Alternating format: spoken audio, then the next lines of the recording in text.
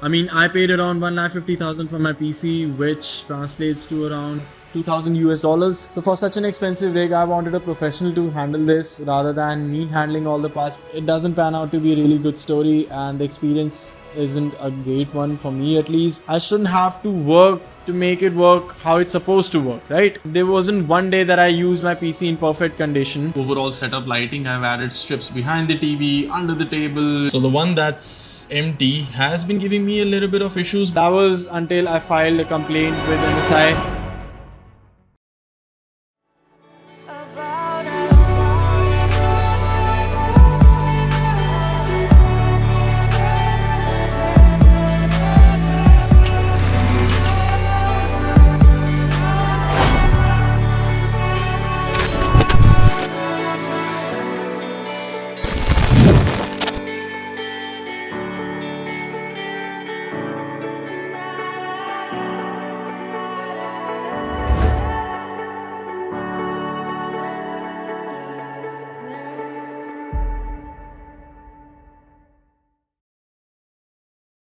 Hey guys, it's Nash. Welcome to another video. So I want to just take a second to apologize for my inconsistent upload schedule. Things have been going on in my life, and let's just say I jerk off at least twice a day. I want to. That's not why I do it. I do it because I fucking need to. because of which I wasn't able to commit myself towards a consistent upload schedule and making more videos. But I'm back now. And to be honest, me being sleep deprived right now doesn't help my case. Cocaine to wake me back up again. So a while ago, I had my PC built in Nehru Place, which is one of the biggest technology markets in India and probably in the world as well. But before I start with this video, a quick message from absolutely nobody, because here at Nash, we believe in being poor and not being recognized for the content, no matter how good it is. So like I said, a while ago, I got my PC built from Nehru Place around 6 to 8 months ago. So my rig basically focuses on two major things. One of them is gaming and the other one is editing, because I had to edit videos for this YouTube channel. I had to get a PC for that because my previous PC, which is the Lenovo Y5070, it's a pretty underpowered laptop. Now it was a really good laptop at the time that I bought it. Anyway, I had to get a new PC. So since the workflow was editing and gaming occasionally, I had to get a good GPU and a CPU. So for the CPU, I used the Ryzen 7 3700X, and for the GPU, I got myself an RTX 2070 Super. And for the motherboard, I had MSI X570 Gaming Pro Carbon Wi-Fi motherboard. So it offered me a good amount of USBs, the ability to connect to wireless networks, and I had a couple of TBs of storage, 32 GBs of RAM running at 3200 MHz dual channel AXMP. I guess if you have to know about the CPU case, it was the Commander C31 by Thermaltake. It doesn't pan out to be a really good story, and the experience isn't a great one for me at least, because of which I had to get a PC. I have to actually build the PC myself. I was the kind of guy who was all for having a professional handle such expensive parts. I mean, I paid around 1,50,000 for my PC, which translates to around 2000 US dollars. So for such an expensive rig, I wanted a professional to handle this rather than me handling all the parts, because if I end up damaging something, it would be hard for me to get the product replaced. Even if it was dead on arrival, it wasn't my fault. Still, it would be hard for me to get it replaced. Whereas if a professional handles it, they would take the responsibility for all the damage.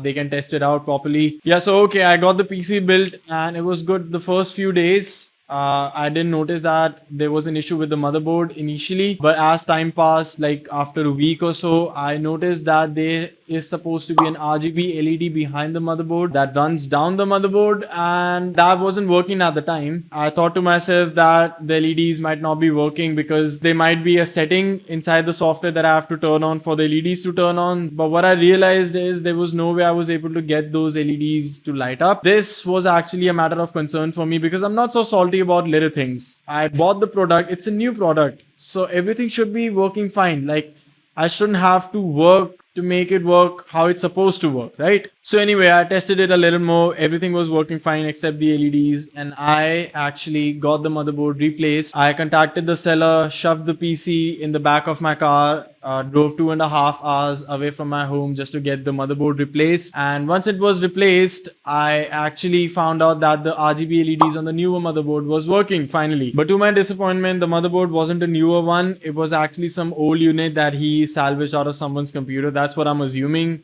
I don't know. It was certainly not a functioning unit, which actually pissed me off even more because the RGB LEDs were working fine. But there was one SATA port, I guess the SATA 6 port wasn't working on the motherboard, because of which every time I plugged my hard drive and tried to play some movie or something, anything of that sort, it froze intermittently for a good minute and then it resumed automatically, and this was getting really annoying, because of which I had to contact the seller again to get my motherboard replaced again. Only this time round the seller actually refused to replace the motherboard. Now I'm not going to name the shop that did this to me, but here's where you need to be careful of such sellers, because I didn't have a nice experience with them and it wasn't even my fault. They actually blamed it on me that I must have done something to the motherboard or something, and I didn't. I know how to handle my electronics, and especially something like motherboard. But again, since it was a used unit and the seller wasn't willing to admit that it was a used unit, I had to face trouble for it. They advised me to submit my motherboard to the MSI service center,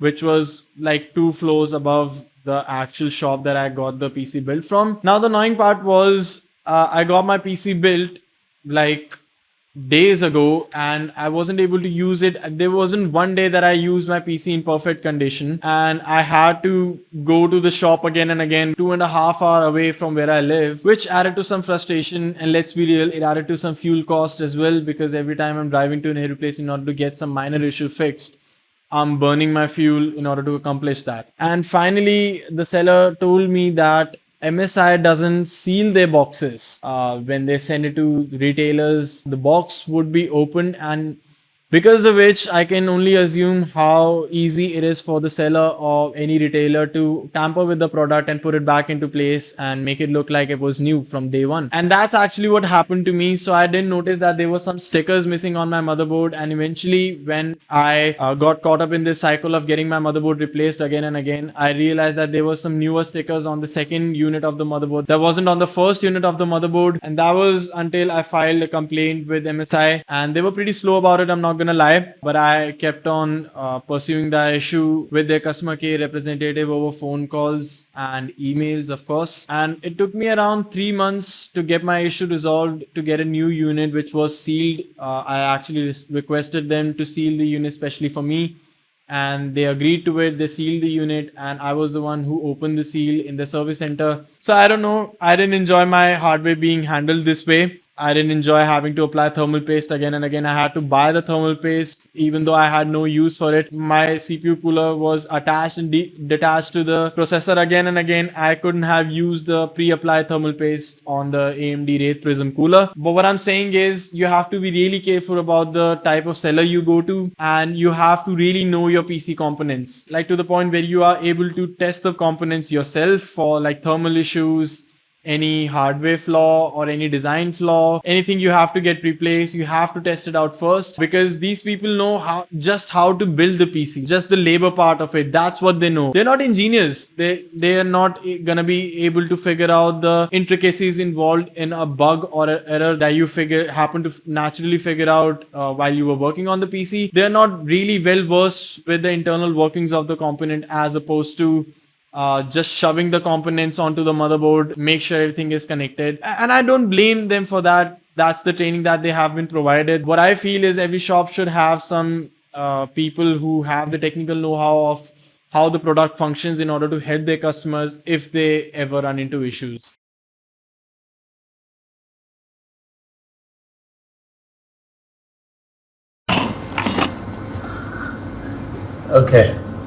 Okay, pause. So one of the great things about me shooting this video 3 years ago and editing and posting it right now is the fact that I am able to give you a long-term review of the PC. I mean, I've done everything from gaming to editing and even mining, and for the people who do that, they know how intensive it can get when it comes to the processing power that it requires and the heat that it generates. And apart from the fact that I look a bit different, I have made a lot of upgrades to this PC, and it has been a long time since I have been using this entire system. Starting from the storage, this PC has a total of 35 to 40 TBs of storage. Now I started with I guess 2 or 3 TBs of storage, mostly made up of my old hard drives and stuff, and now I have invested in some 4 TB Seagate Backup Plus hard drives, I guess that's what they are called, and there are other upgrades as well. You can see the upgrades that I've made. Ignore the reflectivity of this tempered glass, but I left it on purposefully just to show you because I didn't do that in any of my B-roll footage. You can probably see it looks really nice with the tempered glass. I got this sticker from the MSI with the newer replaced motherboard, so I just put it there. Apart from that, you can probably tell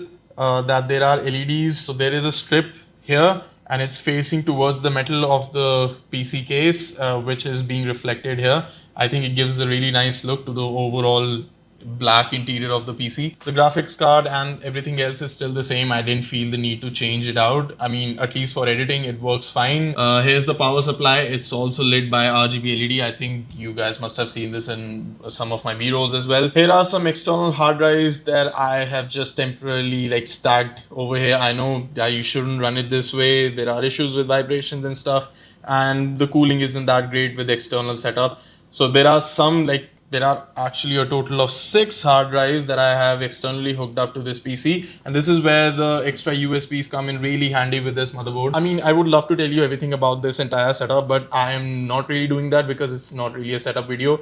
So in the interest of keeping this video short, I'll just report on how this motherboard is working. As you can see, this is the LED that I had issues with.